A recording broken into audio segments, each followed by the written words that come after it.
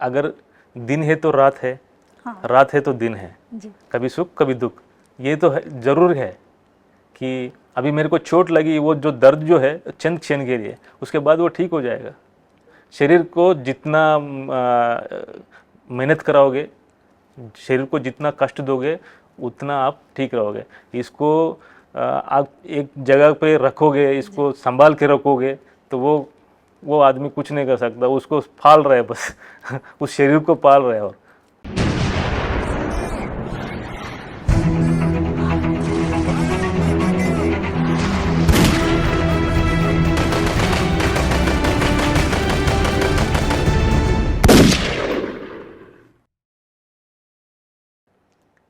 जय हिंद साथियों, फिर से एक बार आपका स्वागत है हमारे जज्बा प्रोग्राम में। इस बार हम फिर से एक बार एक अच्छे शानदार सिपाही को लेकर हाजिर हैं। उससे पहले मैं कुछ कहना चाहूँगी। आँखों में अंगार और दिल में तिरंगा रखते हैं। आँखों में अंगार और दिल में तिरंगा रखते हैं। सरहद की रक्षा के लिए हम हाथों में गन रखते हैं। और ऐसे ही जज्बा लेकर जो आए हैं हमारे शानदार सिपाही, और जिनका नाम है हवलदार राजू पल्हलेरा जी। नमस्कार, आपका स्वागत है हमारे प्रोग्राम में। नमस्ते मैडम। तो अब आपकी कहानी हम सुनना चाहेंगे। क्या कहानी है आपकी? मैडम 2007 में मैं पोस्टेड था श्रीनगर में, पटन सिटी में। हम लोग को तकरीबन ऑपरेशन में हमारा चलता रहता है मतलब वहाँ पे कि सर्चिंग ऑपरेशंस, एम्बुश ये लगाना। तो हम लोग श्रीनगर से आ रहे थे, तो हमको मैसेज मिला हुआ, तो हम गए थे। तो वहाँ पे ऑलरेडी 11 बंदे थे उनका, मिलिटेंट का। तो हम जाने से पहले उनको भी खबर लग गया कि हमें घेरने के लिए फ़ौज आ रही है करके। तो मतलब जंगल तो है नहीं कि उनको ऑपरेशन करके उनको मतलब सबको मारने के लिए, लेकिन वो एक सिटी के अंदर था। पट्टन एक सिटी, छोटा सा सिटी था, शहर था। तो उन घरों के अंदर, मतलब घरों में बीच में हमको ऑपरेशन कंडक्ट करना बड़ा मुश्किल हुआ था। फिर भी ऑपरेशन कंडक्ट किया, लेकिन तब तक वो लोग उधर इधर भाग चुके थे। जो है मतलब वहाँ भागे तो नहीं है, लेकिन घरों में छुप के उन्होंने हमारे ऊपर फायर करने लगे, हम जाने से पहले। तो हम लोग जैसे जाते ही हमारा 4 बंदे शहीद हो गए। तो 4 बंदे शहीद हो गए। ये ऑपरेशन कंटिन्यूसली चलती रही। तो शाम को जैसे लगभग शाम को 6 बजे हो गया, हम मतलब घर घर सर्चिंग कर रहे थे कि कहाँ छुपे हैं मतलब। तो शाम को एक जगह पे मैं मस्जिद के पास था, तो मेरा बिल्कुल 50 मीटर की दूरी पे 2 मिलिटेंट। तो मैंने भी फायर खोला, उन्होंने भी फायर खोला। तो उन्होंने फायर खोला तो मुझे पेट में 3 गोली, एब्डोमेन में, और एक पैर में गोली लगी। जैसे मैंने फायर खोला, उनमें से एक बंदे को कंधे में लगा गोली, और एक उसका लेफ्ट लेग में भी गोली लगा है। तो दूसरा मिलिटेंट जो है उसको लेके भाग गया। कि मैं वहीं पे मतलब मैं चलने का स्थिति में नहीं था। मैं वहीं पे एक साइड में आड़ पकड़ के, दीवार का आड़ पकड़ के मैं साइड हो गया। तो मैंने मैसेज पास किया था कि जैसे मुझे गोली लगी है कि मुझे आके लेके जाओ। तब तक मेरे पास जो फर्स्ट एड किट है, फर्स्ट एड किट लगा दिया मैंने कि ब्लीडिंग ज़्यादा ना हो। तो तब तक गोली लगने के बाद तो ब्लीडिंग रुकती नहीं, तो ब्लीडिंग होती रही। फिर जब अनकॉन्शियस होने वाला था, तो उस टाइम पे मैसेज पास कर दिया हम कि लास्ट है भाई, कि आके मुझे बचा लो। तब तक फ़ौज आ गई, तो कि उनको मिलिटेंट को भी एंगेज रखना पड़ता है, नहीं तो मेरे चक्कर में और 2 मेरा भाइयों का ये हो जाएगा, गोली लग जाएगा। इसलिए तो मैंने उनको एंगेज रखा कि बाकी उधर से फायर भी चल रही थी। तो मेरे को उसी मौके में बीच में मेरे को उठा के लेकर आया गया। तो तब तक मेरे को होश था। उसके बाद फिर मुझे अनकॉन्शियस में चले गए। जैसे उठा तो फिर देखा तो मैं उधर में श्रीनगर में थे। तो उठ के देख मतलब 2-3 दिन के बाद जब मेरे को होश आया था, मैं देखा तो फिर मेरे को ऑपरेशन हुआ है, एक मेजर ऑपरेशन हुआ है, फिर पैर में भी पट्टी लगा हुआ है, स्टिचेस लगी है। फिर मेरे साथ में जो बंदा है, मैं उनसे पूछा क्या हुआ, बोला सर ऐसी ऐसी बात हुई है कि आपको ऑपरेशन हुआ। मैंने उठ पा रहा हूँ, पैर भी नहीं हिल रहा है, कि पेट से तो मतलब बिल्कुल फुल्ली पेनफुल था। तो मैं अपने आप को बॉडी मूवमेंट नहीं कर पा रहा हूँ, कि 2-3 दिन ऐसे निकल गया कि फिर नर्स आके बोली कि आपका बगल में देख एक बार। मतलब मैं देख ले तो वहाँ पे एक जेसीओ साहब था, जेसीओ सर थे, तो उनका सर पे भी गोली लगी, वो कोमा में थे 2 साल से। तो बोला वो 2 साल से कोमा में है, बोला उनको देख के अपने आप को हौसला बुलंद कर और सर्वाइव कर। तो उन्होंने मेरे को काफ़ी समझाया।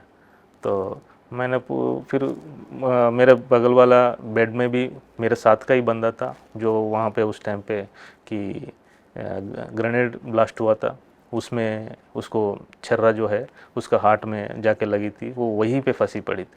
तो उसका वही इलाज चल रहा था, तो उसको भी देखा मैंने, वो भी अनकॉन्शियस था कुछ दिन के लिए। तो फिर जब देखा तो दोनों साथ ही मतलब साथ में देखे, थोड़ा सा मेरे हौसला बुलंद, चल मेरा भाई भी मेरे साथ में है कर। तो एक्चुअली काफ़ी बंदे हैं उसमें, उस ऑपरेशन में काफ़ी बंदे घायल हुए थे हमारे, कम से कम 7-8 बंदे का घायल हुए थे। हम लोग सीवियर कंडीशन में थे, 2 बंदे जो जिसका हार्ट में वो छर्रा फंसा और मुझे है। तो मैंने बोला कि मैडम हमको सर्जिकल 1 में कब शिफ्ट कर रही है, तो बोलती है अभी टाइम लगेगा। जैसे सर्जिकल 1 में शिफ्ट किया, पूरा बैटल कैजुअलिटी का है।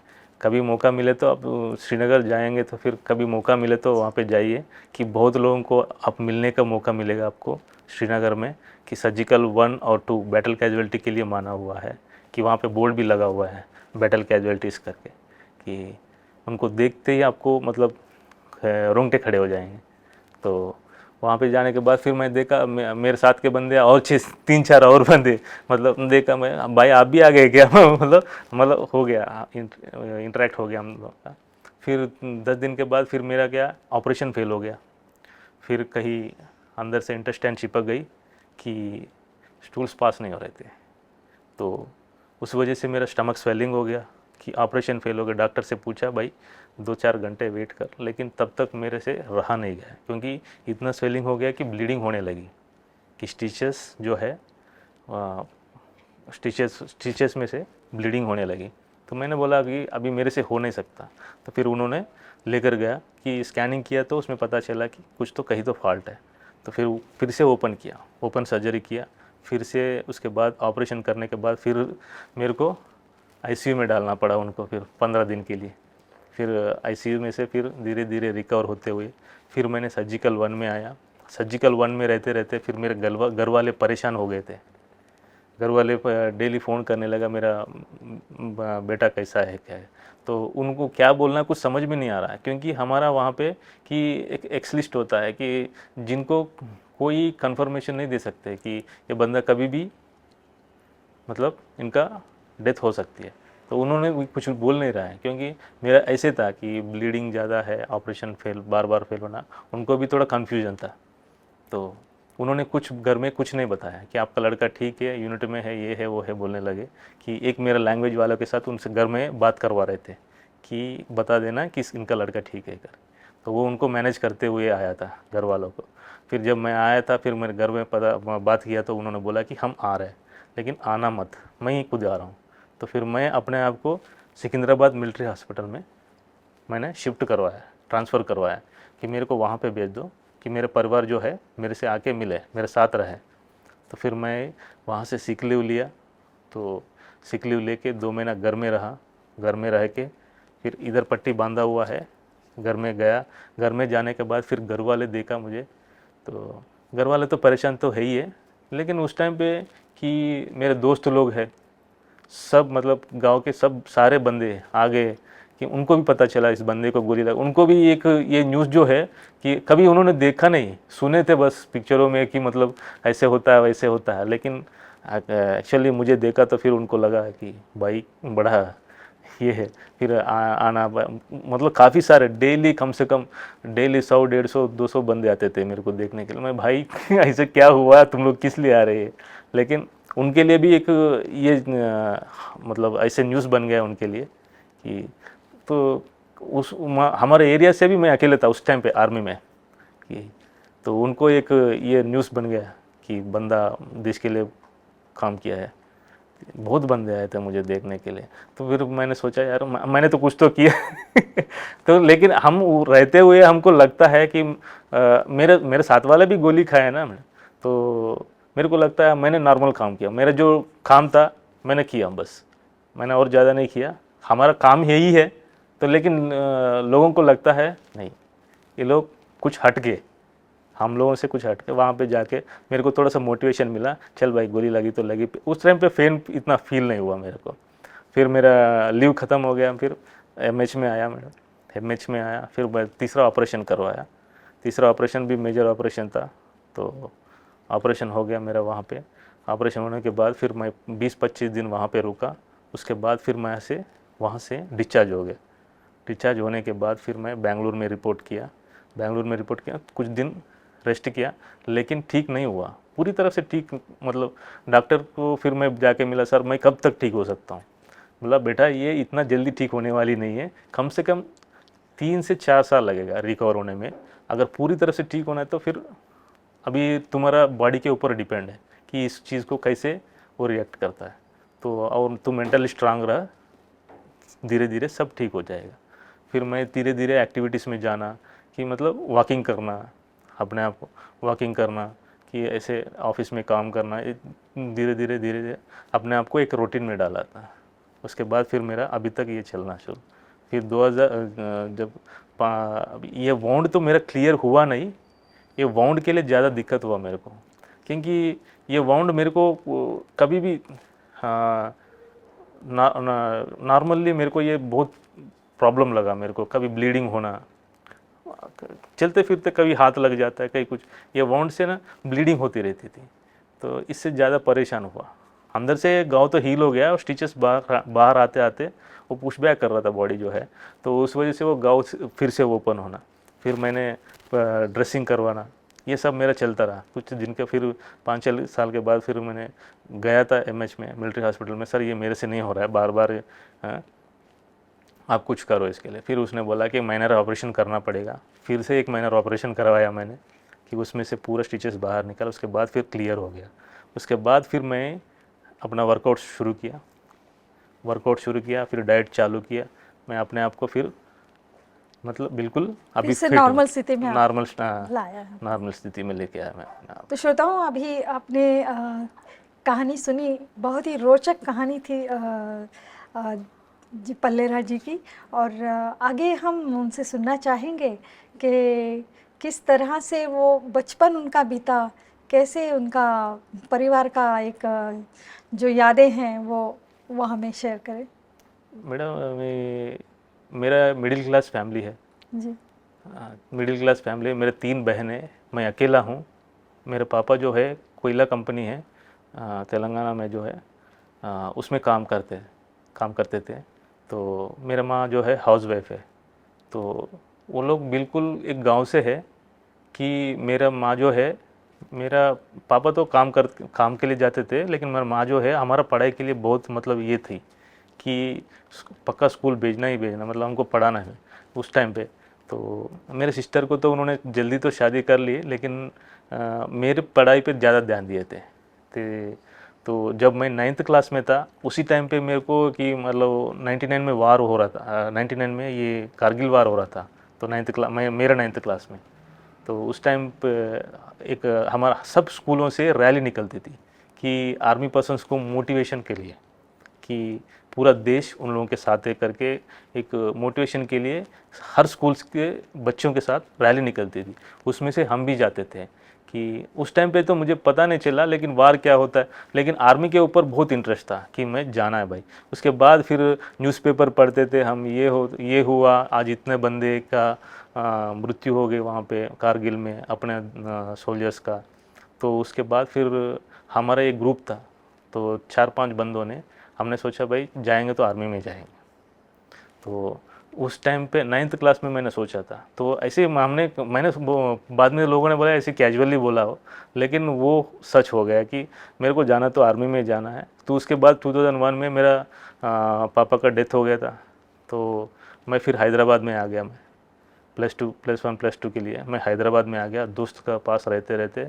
तो वहाँ से मैंने आर्मी का रैली निकली, वहाँ पे गया, तो पहली बार में मेरा सिलेक्शन हो गया। फिर मैं वहाँ से चले गया बिहार में ट्रेनिंग के लिए। तो जैसे ट्रेनिंग ख़त्म होने वाली थी, मेरे को मेरे पापा का कंपनी से कॉल लेटर आया था कि आपका पापा को जॉब मिला है। मैंने बोल दिया, मैंने रिजिग्नेशन दे दिया उनको, मेरे को नौकरी नहीं करना है। शुरू से आर्मी का आपको आकर्षण था? मेरे को आर्मी में रहना है, मेरे को नहीं करना है। तो उन्होंने बोला कि ठीक है। फिर मैं इसी में बाकी का कंटिन्यू किया। फिर ट्रेनिंग हो गया मैं वहाँ से। फिर मैं जलंधर पंजाब में गया। जलंधर में 3 साल के बाद फिर मैं वहाँ से जम्मू कश्मीर चले गया। जम्मू कश्मीर में मैंने 2 साल रहा। उसी 2 साल के अंदर कभी मतलब इतने सारे ऑपरेशंस कंडक्ट किए हमने, कभी कुछ हुआ नहीं। लेकिन लास्ट में 2007 में ये हुआ। हादसा तो मैं नहीं बोलूँगा, ये हमारा ड्यूटी है। तो मैं इसके लिए कभी रिग्रेट नहीं हुआ कि मेरे को ऐसे हुआ। कि मैं अभी भी मैं खुश हूँ। मैं घर वाले भी मैं बोलता है कि कभी मेरे घर वाले बोलते भी नहीं हैं तेरे को आर्मी में ऐसे गोली लगी है, वो कभी नहीं बोलते हैं। चल हो गया सो हो गया, चल। मतलब उस चीज़ के बारे में हम तो सोचते हैं। हो सकते हैं ना? अभी बाहर चलते चलते भी एक्सीडेंट हो सकता है। तो इसमें तो एक मतलब ये मिल रहा है कि हॉनर मिल रहा है कि सब बोलते हैं भाई देश के लिए आपने काम किया। तो वहाँ पे तो कोई कुछ नहीं बोलता, मतलब वहाँ पे कोई ये नहीं, इज्जत नहीं है। हमारे लिए बहुत है मैडम ये। जी। आप इस हादसे के बाद अपने आप को बहुत कुछ आपने स्थापित किया है। और दोस्तों, अब हम जानेंगे कि उन्होंने किस तरह से इस संघर्षमय जीवन से गुजर के और अपने आप को कितना अच्छा पॉजिटिवली कहेंगे, सकारात्मक अपने आप को स्थापित किया है। तो हम जानेंगे कि हमारे जो जवान हैं, जो देश की युवा पीढ़ी है, उनको आप आर्मी में ज्वाइन करने के लिए वो क्या क्या करें, कैसी तैयारी करें। जैसे आपको देख के हम कह सकते हैं कि आपने बहुत फिटनेस अपना रखा है इतना कुछ होने के बाद। तो हमारे युवाओं को आप बताइए ज़रा कि वो किस तरह से फिटनेस रखे आर्मी में आने के लिए। आजकल युवाओं के लिए हम एक ही बोलते हैं मैडम कि फिटनेस के साथ साथ मेंटल स्ट्रांगनेस ज़रूरी है। कि अगर फिजिकली फिट है तो वो ही नहीं चलता है कि मेंटली स्ट्रांग। वहाँ पे फील्ड में आपको जो मेंटली स्ट्रांग फिजिकल फिटनेस क्या है मैडम, मैं अभी 2 किलोमीटर भी दौड़ूंगा तो फिर मैं फिजिकल फिटनेस कोई फ़ायदा नहीं। कि 2 किलोमीटर में मेरा सांस फूल जाता है, बॉडी साथ नहीं देती है। लेकिन जो मेंटल स्ट्रांगनेस है, मेरे को दौड़ना तो दौड़ना है। तो उसी बीच में जो चंद क्षण होता है, हाँ, वो आपको मेंटल जो माइंड जो आपको बोलती है भाई इसमें बहुत तकलीफ़ है, आप मतलब बैक स्टेप ले लेना। लेकिन वो बैक स्टेप जो है ना बहुत ख़तरनाक चीज़ होता है। आप अगर जो मेंटली स्ट्रांग है, वो कुछ भी हो जाए वो आगे ही चले जाएगा, लेकिन पीछे मुड़ के नहीं देखेगा। तो हमको हमारे लिए कॉप्स बैटल स्कूल है मैडम। जब आरआर में जो भी बंदा आरआर में जाता है, सीबीएस में पक्का ट्रेनिंग होता है। वो इतना हार्ड ट्रेनिंग होता है कि वहाँ पे हम जाते तो कम से कम ठीक ठाक जाते हैं, लेकिन आते समय विदिन 28 डेज में बंदा 15 to 20 kgs लॉस होते हैं। इतना मतलब फिजिकल फिटनेस वहाँ पे कोई काम की नहीं है। फिजिकल फिटनेस जो मेंटली स्ट्रांग है वही वो ट्रेनिंग झेल पाता है। तो फिजिकल वहाँ पे कोई काम की नहीं आती वहाँ पे कि बंदा बॉडी बिल्डर हो, कुछ भी हो, कोई दौड़ता है, कुछ नहीं। मेंटली स्ट्रांग हो तो वो बंदा कुछ भी कर सकता है। ट्रेनिंग में सिखलाई जो मिलता है कि ऑपरेशन ऐसे लड़ना है, ऐसे लड़ना है, वैसे लड़ना है। लेकिन एक्चुअली ग्राउंड में जाने के बाद ना आपको टाइम टू टाइम आपको मतलब साथ में तो बंदा रहेंगे, टाइम टू टाइम आपको एक डिसीजन लेना पड़ता है। मेरे को वहाँ पे जाना है, यहाँ पे ये करना है, वो करना है। और वहाँ पे कि कभी कभी ये होता है कि मिलिटेंट जो है जनता के बीच में से हमारे ऊपर फायर करके भाग जाता है। ना ही फायर खोल सकते हैं क्योंकि आम जनता जो उनके लिए मतलब वो बहुत ये खतरनाक होता है। वो लोग मर जाते हैं बीच में, कि उनके चक्कर में आम जनता मर जाता है। तो उस टाइम पे हम लोगों को डिसीजन लेना बहुत मुश्किल हो जाता है। और हम हैंडल करना, उस सिचुएशन को हैंडल करना भी हमारे लिए, क्योंकि उनका टारगेट हम ही हैं। और ऑपरेशंस का इस टाइम में, ऑपरेशन टाइम में तो हम जहाँ जाते हैं वहाँ पे, तो वहाँ पे भी टाइम टू टाइम हमको डिसीजन लेना पड़ता है। अभी ये करना है, अभी वो करना है। और काफ़ी सारे मेन प्रॉब्लम होता है कि ये ठंड का समय में, तो वहाँ पे जो वेदर जो है कि आपको बहुत मतलब ठंड में आप कुछ नहीं कर पाओगे, कि -डिग्री में चले जाता है, कि वेदर आपको सपोर्ट नहीं करती। और उसी समय में उनका मिलिटेंट का ज़्यादा मूवमेंट रहता है, क्योंकि वो लोग रहने वाले वहीं के हैं, तो उनका मूवमेंट ज़्यादा रहता है। हम लोग को, हमारा तो नॉर्मल टेम्परेचर में हम लोग रहते हैं, तो हम लोग उस टेम्परेचर को मतलब डिफीट करना बड़ा मुश्किल हो जाता है हमारे लिए। तो एक तो इसका हो गया, टेम्परेचर का हो गया, मतलब वहाँ का वातावरण का हो गया, तो दूसरा मिलिटेंट का हो गया। तो ये बड़ा मतलब कठिनाई हमको सामना करना पड़ता है वहाँ पे जाके।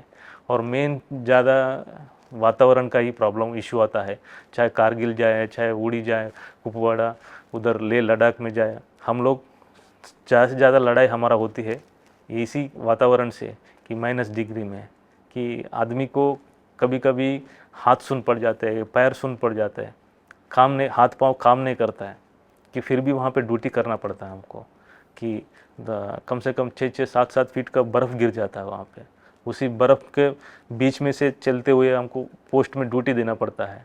कोई कोई जाता है तो 6 महीने तक नीचे नहीं आता है, पोस्ट में रहते हैं 6 महीने के लिए, कि राशन पानी लेके वहीं पे जाते हैं, राशन पानी ले, वहाँ 6 महीने होने के बाद फिर वहाँ से नीचे आता है, फिर दूसरा ग्रुप जाती है वहाँ पे। तो वहाँ पे ऐसे ऐसे करके टाइम टू टाइम हम लोग मतलब वहाँ पे ड्यूटी देना पड़ता। सबसे ज़्यादा हमको वहाँ पे ज़्यादा कठिनाई दिखती है, कि मिलिटेंट तो ये तो हमारा काम है ही है, मतलब नॉर्मली तो ये तो करते हैं, लेकिन वेदर से हम क्या कर सकते हैं, वातावरण को। हाँ, सबसे ज़्यादा प्रॉब्लम उससे होती है। हम तो साउथ में रहने वाले हैं, कभी हमारा मौसम तो नॉर्मल रहता है कि 36-40 डिग्री टेम्परेचर में, ठंड हो चाहे बर्फ़ हो, ठंड हो चाहे मतलब गर्मी हो, यही एक ही मौसम रहता है। लेकिन वहाँ पे जाने के बाद सबसे लाइफ में पहली बार मैंने महसूस किया, भाई ऐसे मौसम में कौन ड्यूटी करता है। पहले तो लगा था, लेकिन साथ के लोग जा रहे हैं तो चल भाई मैं भी कर लेता हूँ। बहुत बढ़िया बात कही आपने। और दोस्तों, आपने सुना कि किस तरह से फिटनेस के लिए सिर्फ फिजिकली नहीं तो मेंटली अपने आप को स्ट्रांग करना है। तो अब हम जानना चाहेंगे आपसे कि अब आगे लाइफ में क्या गोल है आपके, और क्या करना चाहते हैं आप आगे? देखिए मैडम, अभी मेरा तो 21 ईयर सर्विस चल रहा है, 21 ईयर, नेक्स्ट ईयर मेरा प्रमोशन है।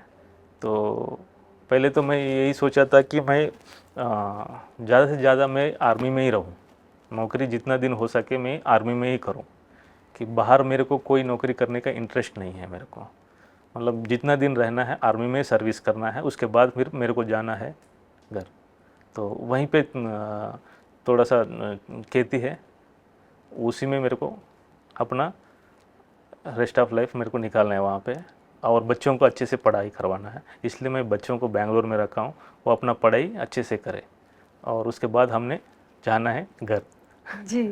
और एक बात और पूछना चाहेंगे कि जिस QMTI में आपने प्रशिक्षण लिया है या ले रहे हैं, सो उस QMTI के बारे में आप हमें कुछ बताएं कि यहाँ आप किस तरह से आए और क्या क्या आपने यहाँ पाया, ये सब जानकारी हम चाहेंगे। हम लोग मैडम QMTI में आने तक एक हमारा मेंटल लेवल एक मतलब फौज का रहता है मैडम, कि उसी सर्किल में हम लोग रहते हैं, कि एक डिसिप्लिन, कि मतलब फौज का आदेश पालन करना, डेली मॉर्निंग से सुबह से शाम तक, फिर वही उसी रूटीन में, और हम उसी काम पे लगे रहते हैं, कि बाहर से हम लोग बहुत कम इंटरेक्ट रहते हैं, कि सिविल में क्या हो रहा है क्या नहीं हो रहा है, हमको सिविल से कोई संबंध नहीं रहता है। सिर्फ हमारा काम जो है फौज के अंदर ही है, फौज से ही हमारा नाता।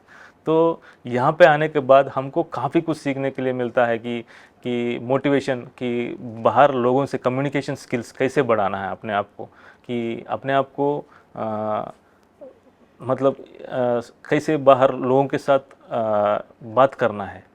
हाँ, अभी सिविल लोगों में हमारे लोगों में यही अंतर रहता है। तो सिविल लोग जो क्या है कि कहीं भी अपना इंटरेक्ट हो जाते हैं, कहीं भी बात कर लेते हैं, मतलब वो टैलेंट हमारे अंदर नहीं रहता है। हमारा एक ही स्ट्रेट फॉरवर्ड रहता है, कि वो लोग कैसे भी मैनिपुलेट करके कर लेते हैं काम। लेकिन हमारे अंदर आर्मी एक फौजी जवान जो है वही हकीकत बात करता है, जो है वही मुंह पे बोल देता है, कि ये सिविल में काम नहीं आता। और कम्युनिकेशन स्किल्स, अपने आप को मतलब बॉडी लैंग्वेज कैसे रखना है, बातचीत कैसे करना है, कि ये काफ़ी सिखाते हैं। और हमारा अफसर जो है ये सब आते ही हमको मोटिवेट करते हैं, भाई आप लोग कुछ भी नथिंग है, कुछ नहीं हुआ आप लोगों को, कि पहले अपने आप को एक एबल्ड पर्सन बनाओ, कि ये सब सिखाते हैं। हमारा डीन सर हो, सीओ सर है, कि काफ़ी कुछ बताते हैं, कि हमको मोटिवेशन भी मिलता रहता है। जब कारगिल हाल में आया था ये सब देख के, कि ये गैलेंट्री अवार्ड्स ये 99 का, ये सब देख के हमको लगता है भाई हमारे लिए मतलब हमारा आर्मी का इतना हिस्ट्री है, हम कभी ये नहीं देखे थे कि मतलब हम वार मेमोरियल है, हर जगह पे वार मेमोरियल से हम जाके वहाँ पे देखते हैं कि सबका नाम रहता है, पोस्टमास्ट का, कि गैलेंट्री अवार्डीज का, तो हम सब देखते हैं। लेकिन ये कारगिल हवाल पहली बार जब पॉलिसी पढ़ा था यहाँ के लिए कि बैटल कैजुअलिटी के लिए भी एक है, तो मैं तुरंत अप्लाई किया था, कि मेरे को पता नहीं था, अगर नहीं तो मैं पता होने से मेरे को तो उसी टाइम पे 2012-13 में मैं इसके लिए अप्लाई कर, काफ़ी लेट मुझे पता चला। मतलब बहुत कुछ आपने यहाँ आके हासिल किया हाँ है। सर, जी। कि काफ़ी कुछ सीखे। तो श्रोता, आपने सुना कि किस तरह से हमारे राजू पल्लेराजी ने यहाँ आके बहुत कुछ हासिल किया है। इसके बाद हम उनसे एक बात पूछना चाहेंगे कि जो भी बाहर सिविल में जो लोग हैं, जो डिसेबिलिटी से एकदम से घबरा जाते हैं और डर जाते हैं और डिप्रेशन में जाते हैं और सोचते हैं कि बस ज़िंदगी ख़त्म हो गई, उनके लिए आप क्या कहेंगे? अभी सिविलियन को इसके बारे में हम क्या बोले मैडम, कि एक्चुअली उनको वो कुछ ही समय के लिए होता है। जो भी समय होता है, जो कठिन समय होता है, वो कुछ ही समय के होता है, कि उसी समय को अपने आप को स्ट्रांग रखना बहुत ज़रूरी होता है, कि उस समय टूटना नहीं चाहिए। कि अगर दिन है तो रात है, हाँ। रात है तो दिन है, जी। कभी सुख कभी दुख, ये तो है, ज़रूर है। कि अभी मेरे को चोट लगी, वो जो दर्द जो है चंद क्षण के लिए, उसके बाद वो ठीक हो जाएगा। हाँ? तो वही सोचना है, और कभी भी मतलब अपने आप को पीछे नहीं करना है, कि मतलब मैं नहीं कर सकता हूँ करके। हमारे पास ऐसे ऐसे बंदे हैं कि जिसका पैर नहीं है, सर्वाइव कर रहा है अपने आप को। हमारा निजलिंग सर है, वो कार चलाते हैं, हाँ? और स्पोर्ट्स पर्सन है, कि बहुत अच्छे अच्छे स्पोर्ट्स खेलते हैं।